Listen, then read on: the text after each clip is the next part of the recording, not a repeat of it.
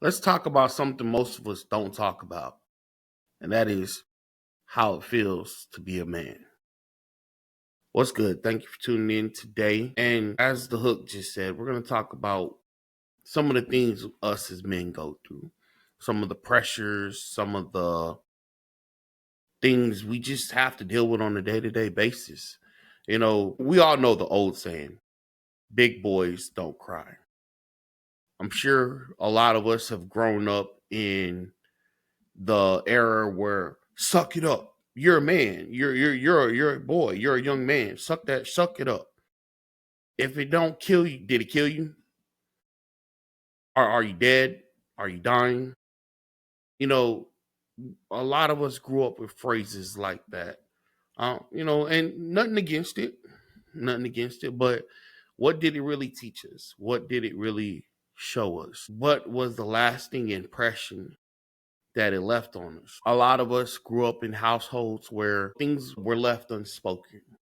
There are some things we just don't talk about and we just don't touch. So the question is, for that era and for that time that we grew up in and for those things we dealt with, how did it affect us going forward, with our family and with our friends and with our relationships that would come outside of that time frame of us growing up? How would it be in us trying to navigate this thing we call life? So let's dive into it. I know for me growing up, and a lot of this is going to be about me. I can't speak for a general consensus because I don't have a general panel of men to really sit down and talk to and relate off of. So I'm just relate off things that I went through growing up. You know, my childhood was pretty normal. Not gonna say it was rough or I grew up on the rough side of town or I had it worse than other people. No, I had a mom, I had a dad, I had grandparents that loved me, and I had aunts, uncles, and cousins. Pretty decent family, pretty nice sized family. Nothing. I will say somewhere along the line of growing up and becoming a young man, I learned that you don't cry. You suck it up and you drive on. You know, you keep pushing forward. If it don't kill you, it makes you stronger. At least that was the motto I took from growing up. If it don't kill you, it makes you stronger. Yeah. I was a daredevil. I was that kid who would test boundaries, test the limits, and see how far I could go. Like I was that kid who would play baseball, slid in the home plate, and would have gashes and scars all over my body. And those are badges of honor. Hey, it meant I was having fun. I was doing what I needed to do, climbing trees and everything else like that. But the other thing that I had to deal with was growing up for me was I was the big one out the bunch. So, I grew up with skinny cousins and my brother was skinny. So I was the big guy. So, it never really, I never really paid attention to it because I was always taught God made us all special. God made us all in his own likeness and image. And it was meant for me to be the way I was. I want to say it wasn't until I want to say middle school, maybe intermediate, somewhere around there, where I started to realize, man, I'm not like everybody else. I'm big. I don't eat more than the next person. Now, I did like the cinnamon rolls. My school lunch was that of cinnamon rolls and cinnamon toast crunch. I had the sugary breakfasts, nothing outside the norm. But I that's whenever I started noticing the difference in everything. And I was dare to say that's when I first felt, I don't want to say inferior, but the complex of I'm more cognizant that I'm bigger than the next person. If you catch my drift, I'm not talking about stature. I'm talking about, I'm a little bit more wider than the next person. If you feel my drift, So in dealing with that, I remember I went to my mom and we talked about it, and she would always say, God made you in his own likeness and image. That was kind of the go to thing. Baby, you're big boned. That's just how you are. You're not skinny. So it took me a little while to understand the fact that I'm again, that I guess that would be the first time like I could say I really felt not inferior but different compared to some of my counterparts in school, because I'm big. It was a fact. Can't dispute that. But it's crazy, now that I think about it, I don't really remember having that conversation with my dad. But even if I did have the conversation with my dad, I'm pretty sure he would tell me the same thing, that my mom told me, hey, you are the way you are for a reason. So, I just kind of chalked it up to just, hey, this is who I am. And I went about it in that type of manner. Now, I want to say, fast forwarding, not so we're not going to linger on my childhood or anything else like that. But I want to say it wasn't until I came up against some adversity at 16 and that shaped me. I ran into some issues and some things that I had to deal with, and it shaped me in how I handle what's the word I'm looking for? How I handle situations that are less than desirable. It brought me to a point where I realized at an early age, crying doesn't solve problems. Crying doesn't fix problems. The only thing that's going to fix your problem is getting out there and putting in the work and getting it fixed. You don't like something about yourself, change it. You don't like the way a situation is going, change it. The best way to get stronger is to overcome weakness. Now, what is weakness? At that time, again, I'm 16. I'm thinking I got the answers of life. I really don't. I mean, I'm still trying to figure it all out. But I knew what I didn't want to be. And I knew that I didn't want to be somebody who was easily broken. And I think a lot of men can agree that there are times that come up where we're like, what, this won't break me. I'm not going to be broken. And we kind of form, I feel like because what I did was in my head, I formed this idea that in order for me to progress further in my manhood, I have to do this. This is how I have to be. So I became what is people know as a bottler. I started to bottle up a lot of things. If it wasn't going to propel me forward, if it wasn't going to take me to the next level, I'm going to put it in this bottle and I'm just going to keep pushing, keep moving forward, you know, keep going, keep going, keep going. You know, I ran up against this feeling I don't like, put it in the bottle, keep going. Don't let nobody know that they broke you. That's one of the things that I've grown up with. Don't ever let the next person know that they got up under your skin. Because if they know that they gotten up under your skin, then you're giving that person control over you. So you don't ever want to relinquish control of yourself to anybody. So don't ever let anybody know that they they got to you. So again, keep going, keep going, keep going. Don't stop. Keep your eyes on the mark and on the prize. And so as time progressed, I bottled up things that I felt was not going to take me to the next level. And I felt like I would deal with it later. I would decide on how to proceed. So in doing that, I learned avoidance and I learned how not to deal with my issues. How under what I believe to be a manly trait, moving forward, keep going forward, don't let nothing stop you, was really hiding and masking my avoidance of I don't want to deal with the issue. But again, I learned this at 16 So at 16, who really has the answers? Who really knows the real way on how to actually really deal with their issues? I mean, come on. You're 16 years old. Again, nothing outside. I'm not saying that I went through some traumatic experience or anything like that. What I'm saying is I went through life at 16 and I learned some things and I had to adapt and move accordingly. You know, I learned that life can suck sometimes.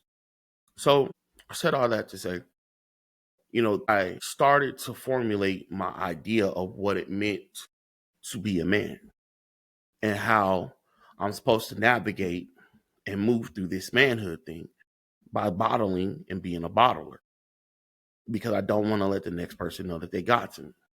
Well, that works out for a little while until, boom, I get to the military and I can no longer avoid issues because some of the issues I'm trying to avoid, I have to see every day. I have to come face to face with it every day. So then now the bottle that I've had where I've stuffed things, where I put things in, now that bottle is starting to, guess what, fill up and cracks are starting to show. And the thing about bottlers is once that bottle pops, once that bottle cracks open, oh man, it's like Pandora's box. Hell and hot water is pouring out.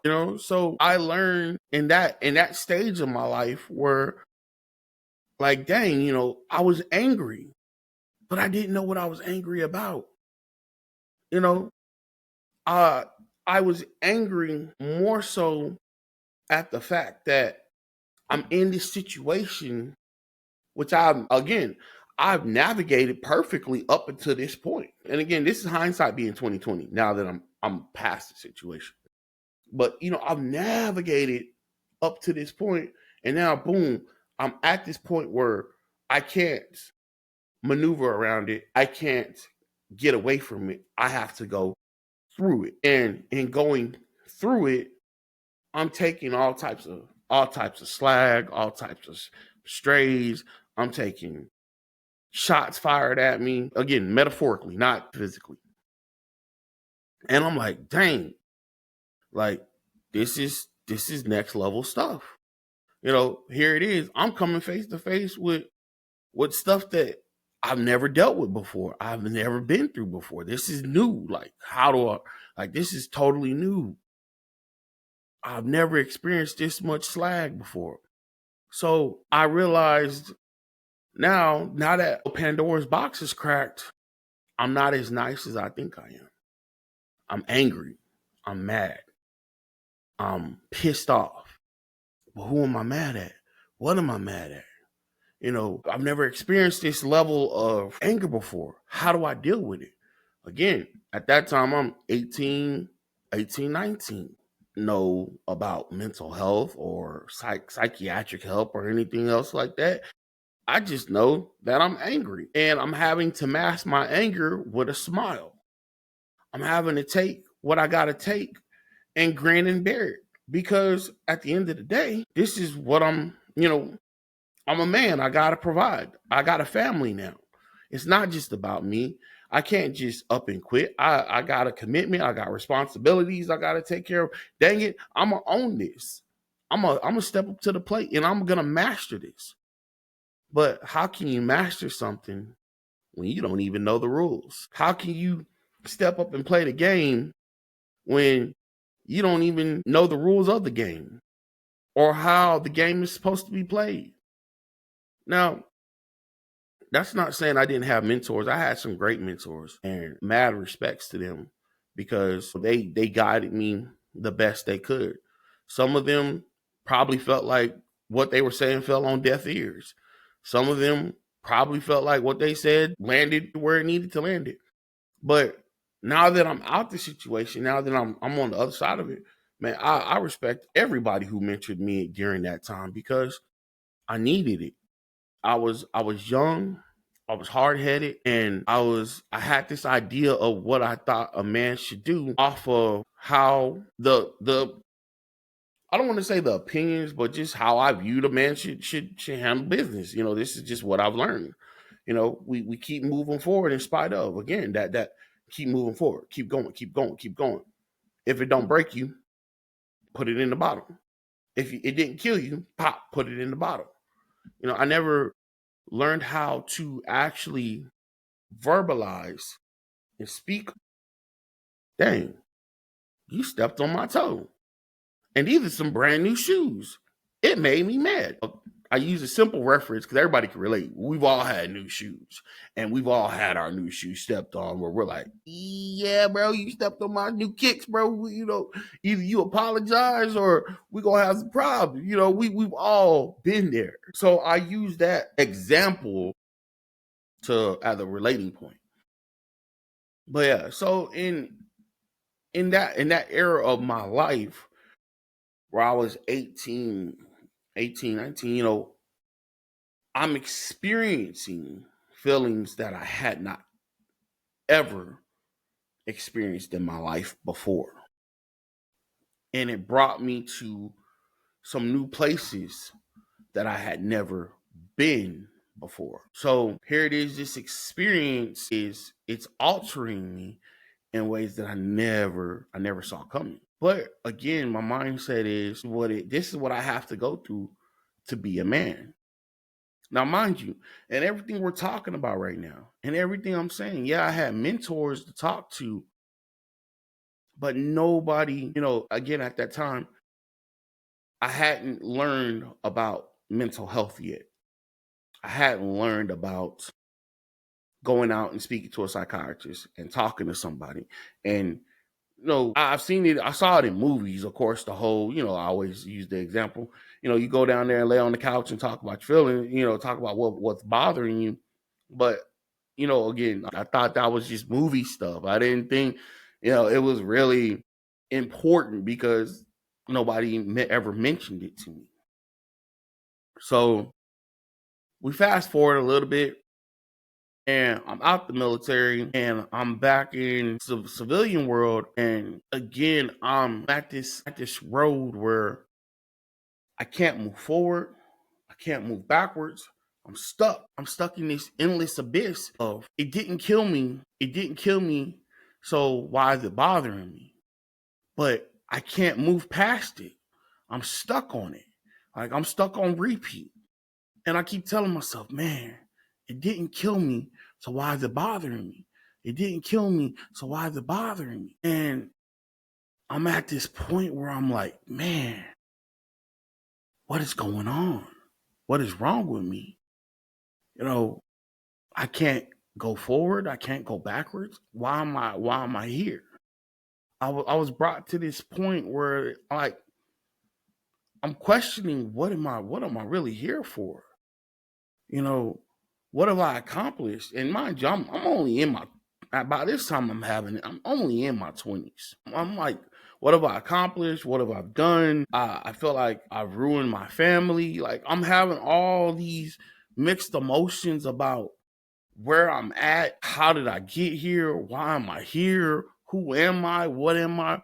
Like all of this, and I keep trying to put everything into this bottle. Like, hey, get straighten up, get yourself together. We got kids to take care of. We got a wife to take care of. We got responsibilities. We got a car note to pay. We got all this stuff to do.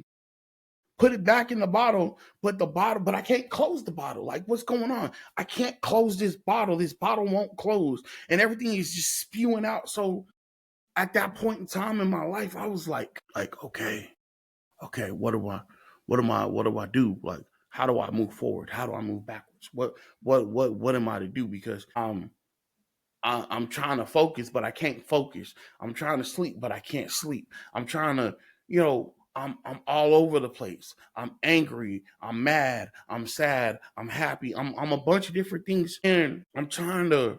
Again, it didn't dawn on me about my mental. I was more focused on the physical, and I'm going through these emotions, and I went through this for years. You know, people, my wife made suggestions. People are all like, well, maybe you should go do this. Oh no, I'm good. it wasn't until a couple of people actually sat down with me and talked to me and addressed it from the standpoints of, hey, okay, they use, at the time I wanted to be a mechanic, so they used a vehicle maintenance, a vehicle reference. So the reference was, and I'll never forget it. Okay, why do you think we get diagnostics done on our engines of our car? I'm all like, oh, easy, to see if there's anything wrong with it. You get a diagnostic done. If there's something wrong, you'll go get a diagnostic, and they'll try to trace back the issue or see what the root cause is. Or basically, it's a scan of the engine. I can't be specific for y'all. So for all my mechanics who are watching this, I'm not gonna insult y'all. We're gonna just say it's a scan of the car, looking for issues. Then the guy was like, now, do you get a diagnostic done for physical issues or engine issues? I'm like, come on, bro. You get a diagnostic done for engine issues. He's like, so if your car has a flat tire, you need to change the tire. I'm like, yeah. Like, if you hear squeak, if you feel that your car is not braking right or something like that, you're gonna check the brakes, right? I'm like, yeah. So naturally, the engine issues are not so easily to find because you gotta go scan for them. You gotta look for them. You gotta actually do some probing, some probing around, looking to see if you can find the issue of the engine. I'm like, yeah, like that's basically what mental health is. Mental health is, it's not the body of your car, it's the engine. Now, again, for the time frame, that's the only thing that makes sense to me. Some people will be like, yo, I wouldn't really relate the mind to the look. For the purpose of this episode, we're going to use the engine as the brain. Okay. We're gonna just go there. We'll do it like that because that's how it was relayed to me at the time. So then it was like a light bulb went off in my head, and then that's whenever I was like, okay, so maybe I do need to go get checked out just so they can tell me I'm okay. And man, come to find out, I wasn't okay. But I learned in not being okay that it was okay not to be okay.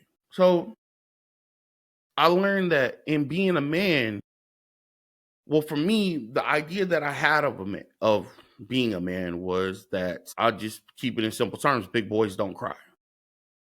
Big boys, they suck it up and drive on. They keep pushing forward. They're not easily broken. That was the idea that I had. Not learning that and bottling, now as I'm going through and getting the treatment I need, I'm learning that the reason I couldn't cap my bottle was because there was no putting that bottle back together. The bottle was broken. The contents of the bottle was spewing out. And because the contents was spewing out and because the bottle was broken, this is where I'm at. I'm going through depression. I'm going through anxiety. I'm going through, the things that I'm going through. Now, again, like I said at the beginning of the episode, I'm not saying that this is all men. Now, I am saying there are some men out there who may understand exactly what I'm saying. We can't let things show that they're bothering us or that it's breaking us or that it's hurting us because we're a man. We're supposed to be tough. We're supposed to be, you know, we're we're this idea of a wall, a sturdy wall. Regardless of what you throw at the wall, regardless of how much you punch the wall, regardless of how much you bang your head on the wall, we're tough. We take it. And one of the first things I learned is we have to stop looking at ourselves as objects that have no feelings.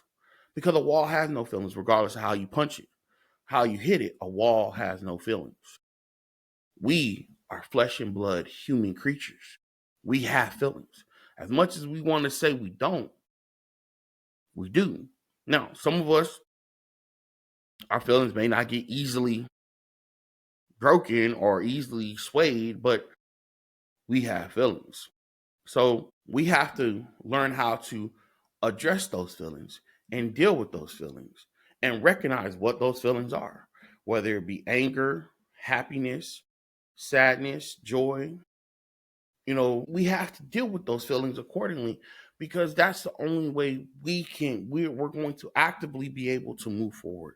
We're going to actively be able to grow. I learned that being a man, and again, this is going to be possibly a two-part episode. We're going to definitely come back to touching on this topic of these of being a man. But I've learned that being a man is dealing with uncomfortable truths, that I need to cry sometimes.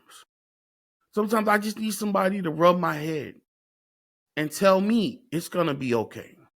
Sometimes I need somebody to grab me by my face. It's going to be okay. Look me in my eyes and tell me, I got this. You got this. You're okay.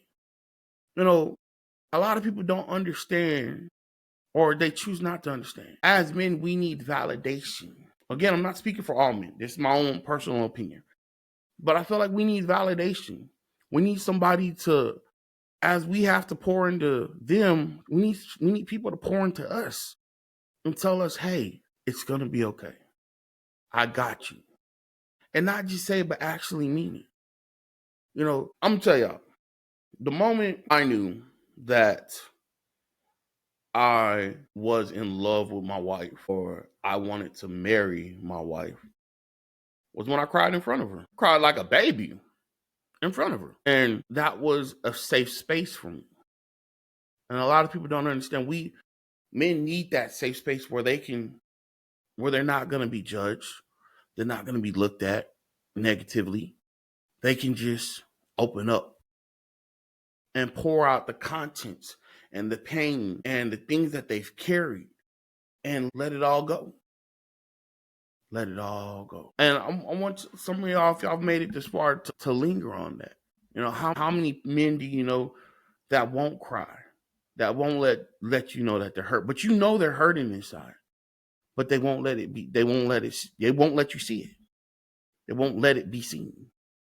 How many times have you looked at a man and you're like, man, I know that person's tired. I know that person's going through it. The world is beating him up right now. And you just keep on seeing him power through it. Sometimes men just need to be told that, I got you. I'm here for you. You need a shoulder to cry on. You need somebody to talk to. I may not understand it all, but I got you. I'm here for you. So I'm gonna leave it right there. Give y'all some food for thought, something to think about, talk about. Well, yeah, we're definitely going to touch back on this subject, and we're definitely going to revisit it. If anybody's made it this far and you want to come on to the podcast, hit me up. Let me know. Let's talk about it. I want to get more men on this conversation of what the male experience is and what it means to be a man. I want to really expand on this conversation. So, as I always say, if you're new to this, you're going to hit that like, follow, comment, share, and subscribe button. If you're true to this, leave a comment. Let me know what you think. And let's connect. Let's really build this community together. Again, the What's Good Family Podcast is a family podcast for anybody and everybody from all walks of life. There's no judgment here. I'm hoping to one day touch on anime. We're going to get there. We're building up to that. Just so y'all know, we are going to touch on anime. We're building up to that. But I feel like these are some conversations that we need to have first before we can get to those points. So, again, thank y'all for tuning in. Peace.